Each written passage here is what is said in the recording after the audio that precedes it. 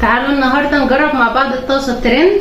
انتوا قلتولي في الكومنتات جربيها تتحط على النار ولا تقديم بس، فتعالوا نجربها. جبت كمان من عنده، كنت جايبه من عنده الطقم البايركس ده خطير، وفعلا الكنكه دي بتتحط على النار مباشر وبتعمل احلى قهوه ممكن تشربوها.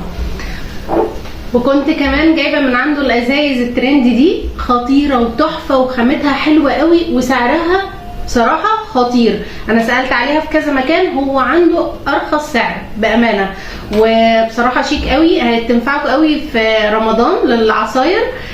لو عندكم ضيوف كمان هتبقى شيك جدا، بصراحه خطيره قوي في الحقيقه. تعالوا بقى نشوف مع بعض فعلا الطاسه دي بتتحط على النار ولا تقديم بس. يلا بينا.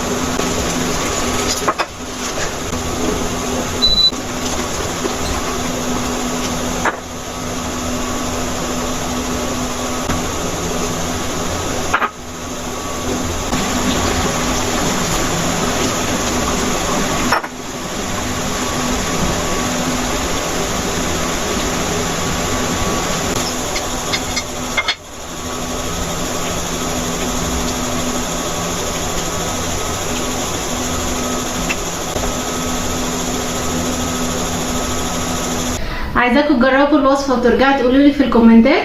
بصراحه الطاسه طلعت خطيره جدا، وزي ما انتم شفتوا مش للتقديم بس، بتتحط على النار، ولو انتوا عندكم ضيوف ممكن تحطوا الطاسه كده على السفره هتبقى تحفه قوي. وفي منها احجام تانية طبعا موجود، وسعرها جميل جدا على فكره، انا شفتها باسعار خرافيه. تعالوا نجرب مع بعض الجمال ده. بصوا، بسم الله الرحمن الرحيم، ريحتها خطيره يا جماعه. بسم الله،